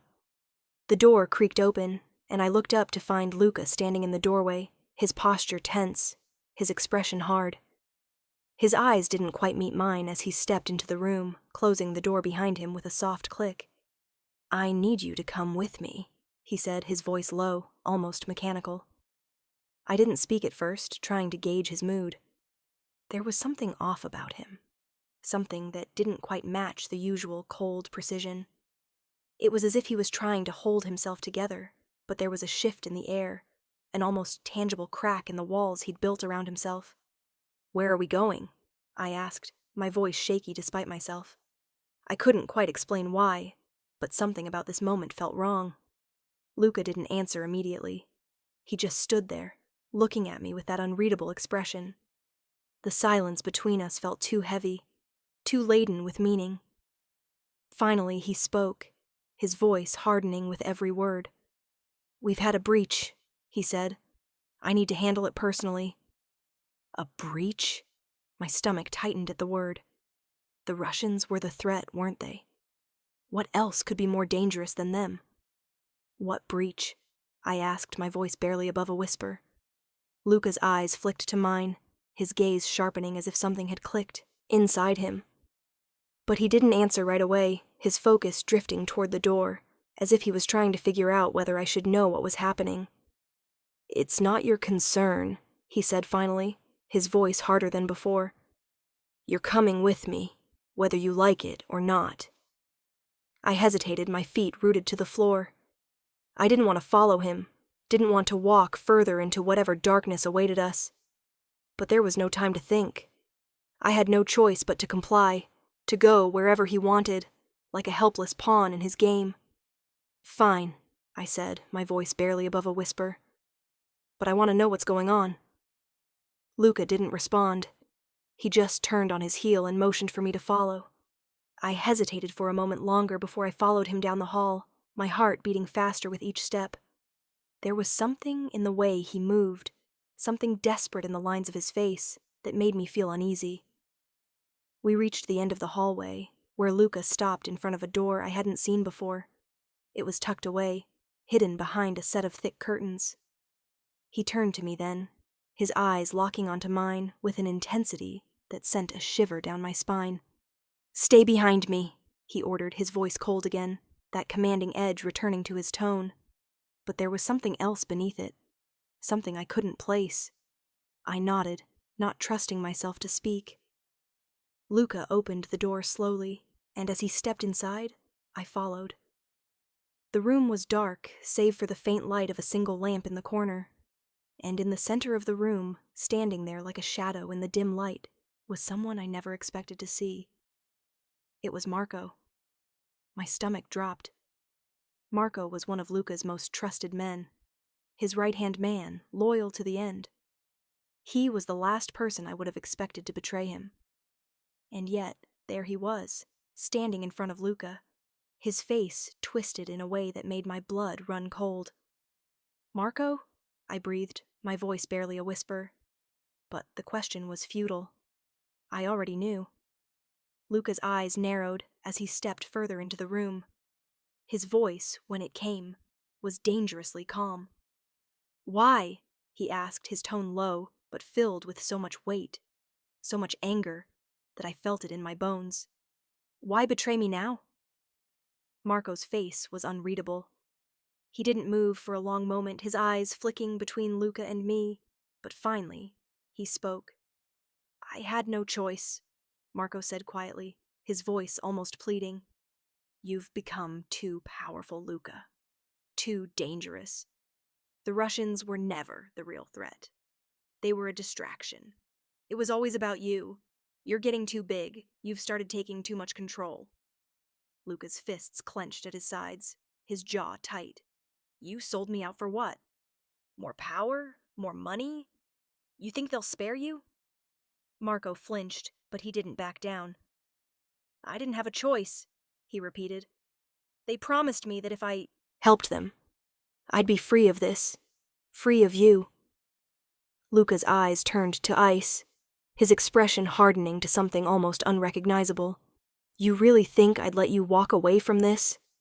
After everything we've done together? You've betrayed me, Marco, and there's no coming back from that." The air in the room was thick with the weight of his words. I felt like I was suffocating, the tension between Luca and Marco palpable. Marco's betrayal wasn't just a business deal gone wrong. It was personal. It was a breaking of trust that ran deeper than any alliance they had ever shared.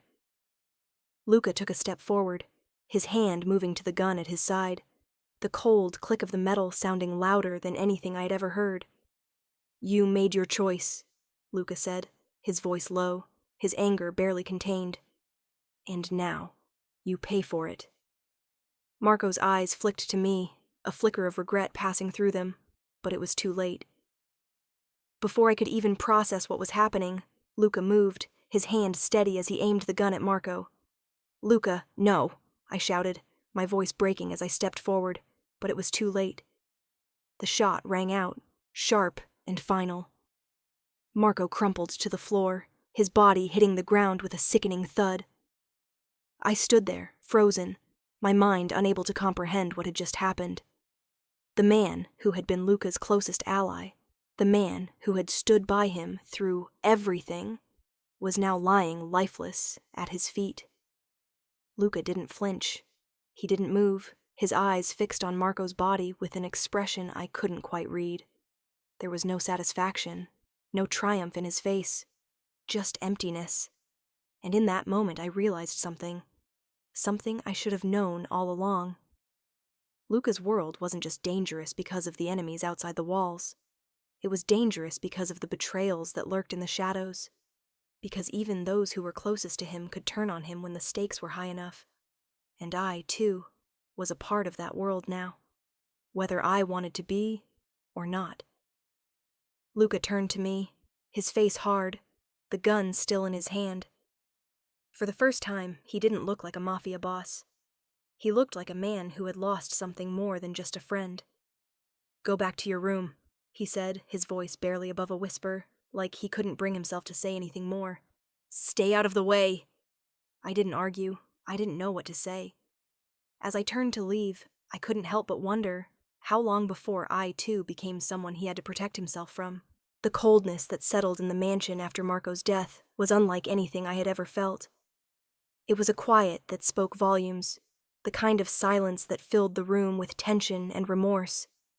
The walls, once full of life, now felt stifling.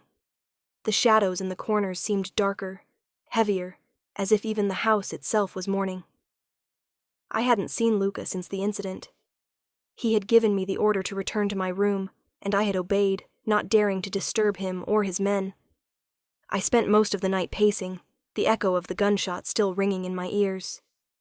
I couldn't push the image of Marco's lifeless body out of my mind. The betrayal had come from nowhere, yet it had been so inevitable. In Luca's world, everyone was expendable, no matter how long they had been by his side. It was a sobering thought, and the more I thought about it, the more I realized that I was expendable too.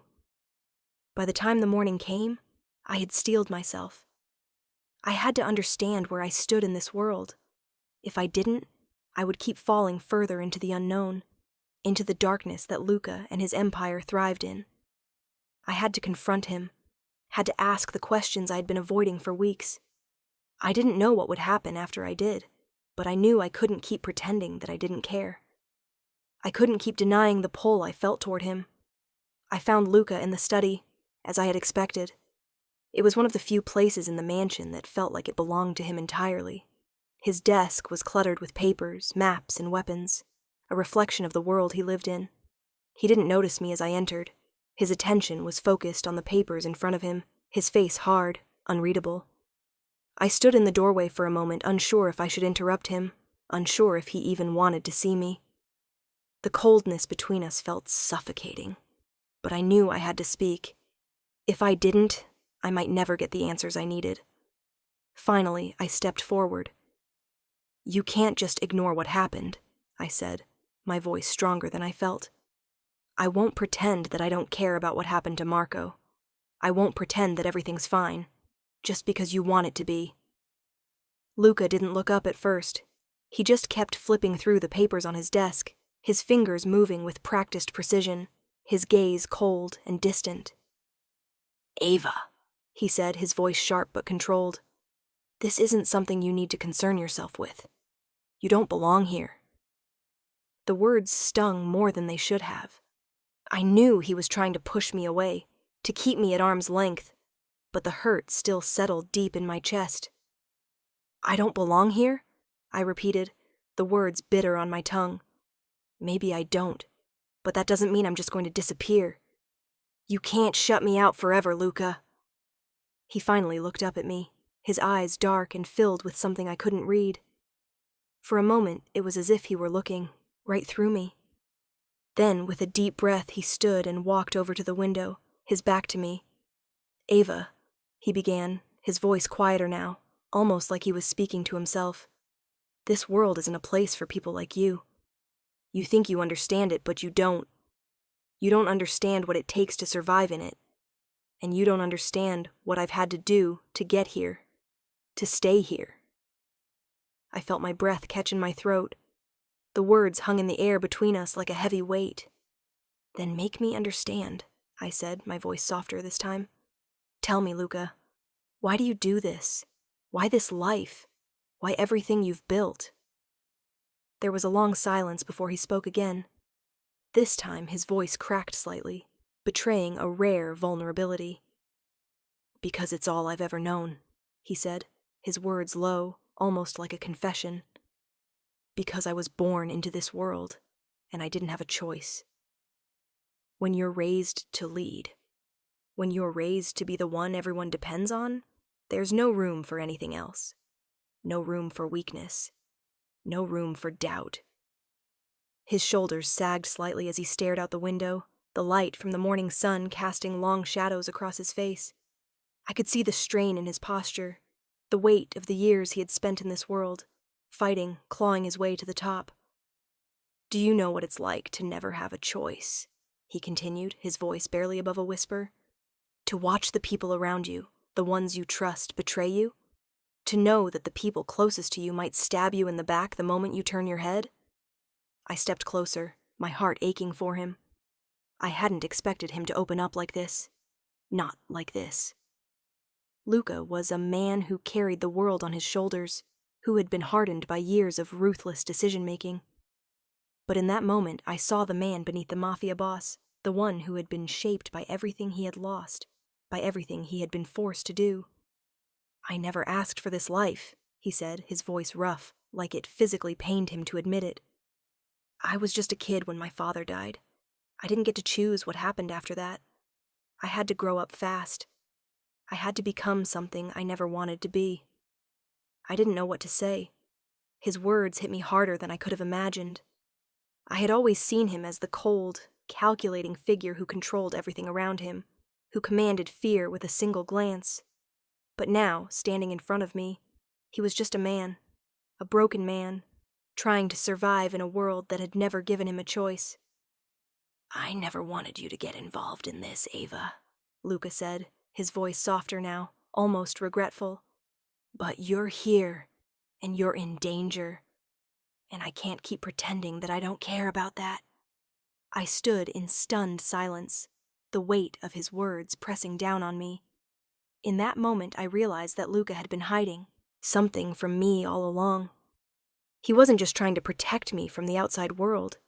He was trying to protect me from himself, from the things he had to do to survive. "I don't know what I'm supposed to do with all of this," I whispered, my voice trembling. "I don't know where I fit into this world. Into your world."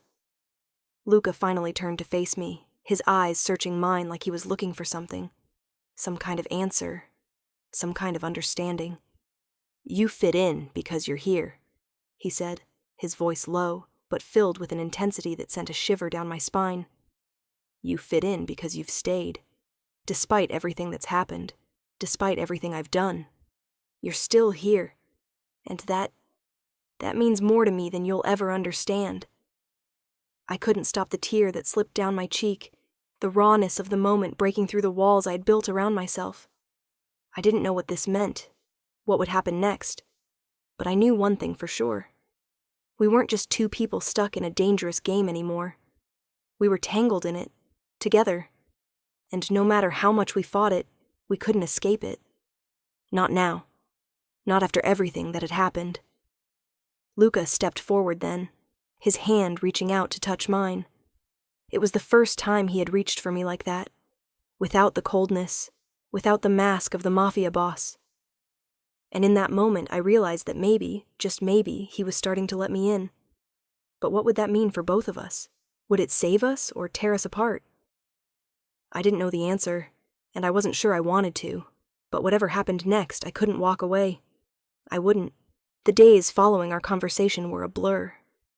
It was as if the world outside had continued, but inside the mansion, everything had shifted. The walls that had once separated me from Luca, that had kept him distant and untouchable, were beginning to crack.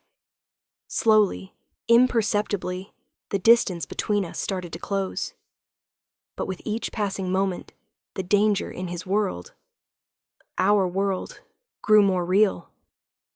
The Russians hadn't given up, and the fallout from Marco's betrayal was far from over. It wasn't just about power anymore. It was about survival, about keeping everything Luca had built from collapsing. And no matter how much I wanted to be a part of that world, no matter how much I told myself I could handle it, the truth was, I couldn't. I wasn't cut out for this life. I wasn't made for the constant, suffocating pressure of betrayal, of power struggles, of the blood that soaked everything Luca touched. I'd seen too much. I had become too involved. But I had to make a choice. It was the only way forward. And I couldn't keep pretending I didn't know what that choice was. It was late when I found Luca again. He was in his office, the dim light casting long shadows across the room. The chaos of the past few weeks had left its mark on him. Dark circles under his eyes, his jaw tense with frustration. I had come to see him because I couldn't stand the uncertainty, the tension. I had to know what came next. I had to know what I meant in his world. When I walked in, he didn't look up at first, his attention still fixed on the map sprawled out before him, marking out territories and boundaries like a soldier planning his next battle. "You're still here," Luca said, his voice rough but not unkind. He didn't need to look up to know I'd entered the room. It was like he could sense my presence, like he always knew when I was near. I crossed the room, standing just a few feet away from him, my heart in my throat. The room was heavy with the smell of whiskey and smoke, a faint reminder of the stress that had taken over his life. "I need to ask you something," I said, my voice steady but my heart pounding in my chest. "I can't keep living like this. I need to know what you want from me, Luca. What am I supposed to do now?" Luca's hand paused on the map, and for the first time in days, he lifted his gaze to meet mine. The intensity in his eyes was almost suffocating. I had seen him like this before, calculating, ruthless, distant. But tonight, there was something different in his expression. There was no mask, no walls, just the man I had started to understand. "What do you mean?" he asked, his voice quiet, almost hesitant. "I don't belong here," I said softly, the words spilling out before I could stop them. "This world, Luca, it's not mine. It's not a place I'm meant to be.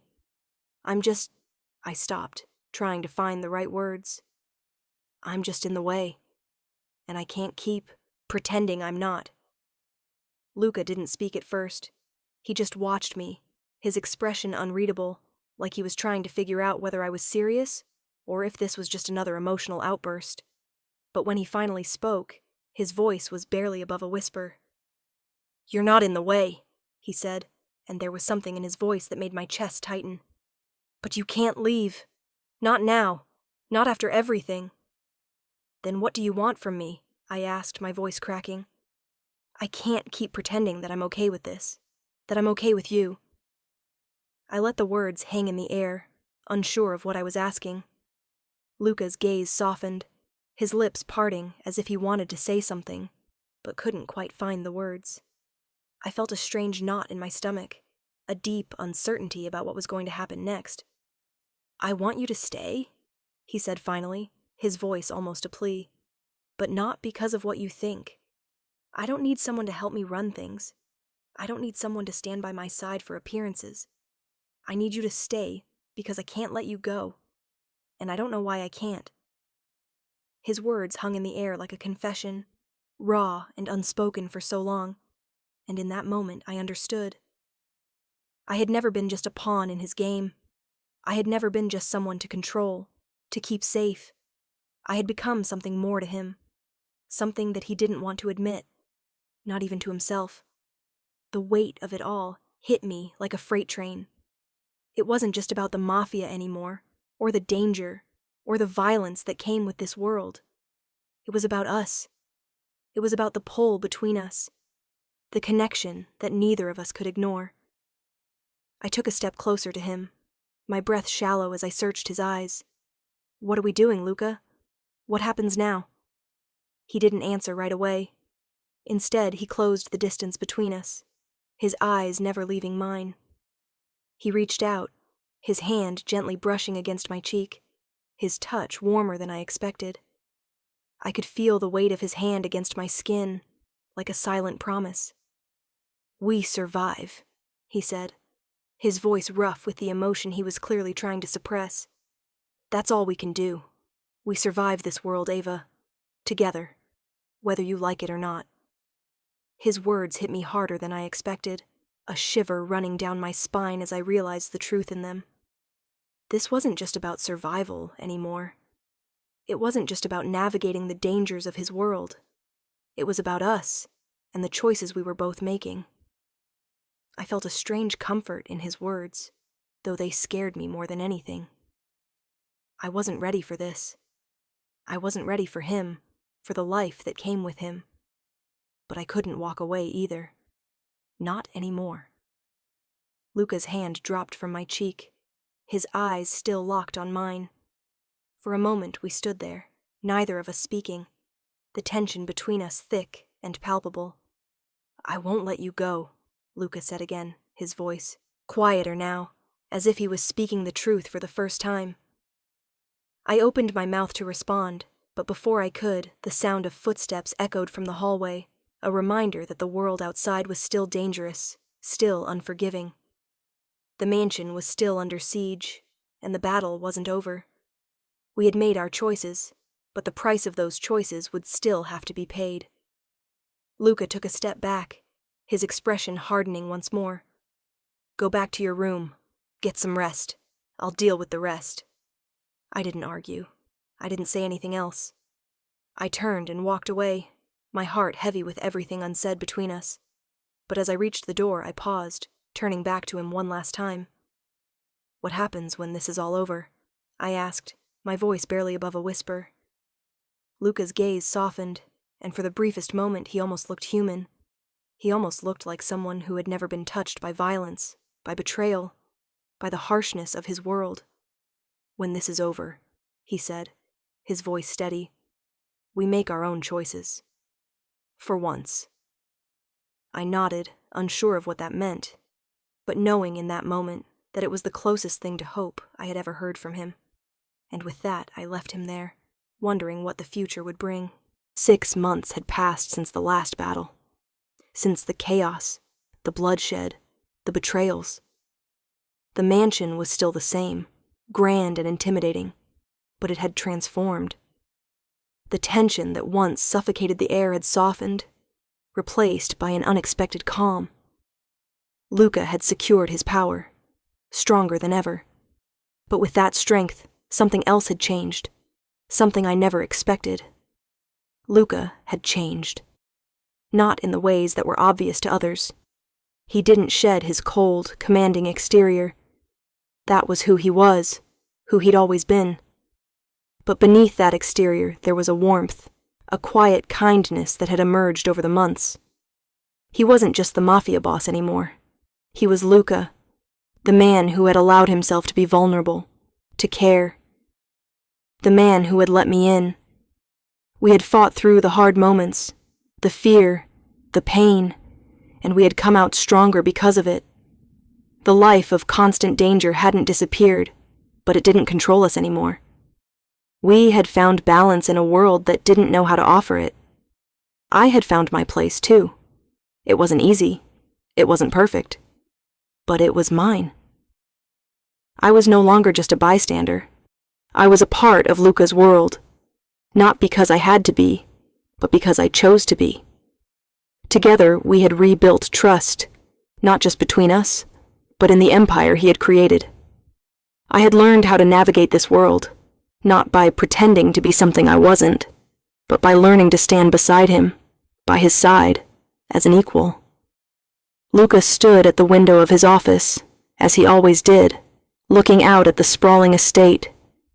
I had joined him there, watching the sunlight filter through the curtains, casting soft shadows across his face.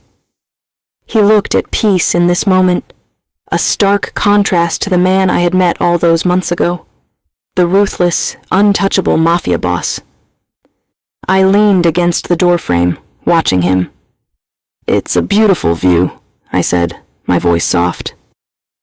He glanced over his shoulder, his lips curving into a rare, genuine smile. "Not as beautiful as you." I felt my heart skip at the simplicity of his words. It had taken so much for us to get here, to this place where we could just be, where we weren't weighed down by the past, by the violence, by the shadows of our lives. He walked over to me, his eyes never leaving mine. "You've changed everything for me, Ava. You made me realize that there's more to life than just survival. You made me want to live again." I stepped forward, closing the distance between us. My hand reached up to touch his cheek, the roughness of his skin familiar now. "You're not the same man I met that night in the cafe," I said, my voice soft but full of certainty. "No," he replied, his voice low, filled with emotion. "And neither are you." I smiled up at him, my heart full. "So, what happens now?" He looked down at me, his expression filled with a quiet confidence. "Now we live together. We make our own choices, our own future." And in that moment, I realized that everything we had been through, every challenge, every sacrifice, had led us here. Together. A new chapter, a new beginning. One where we weren't just surviving, but truly living. The world outside would always be dangerous, unpredictable. But in each other, we had found something stronger than any empire or power. We had found love. And with that love, we would face whatever came next, side by side, ready for anything.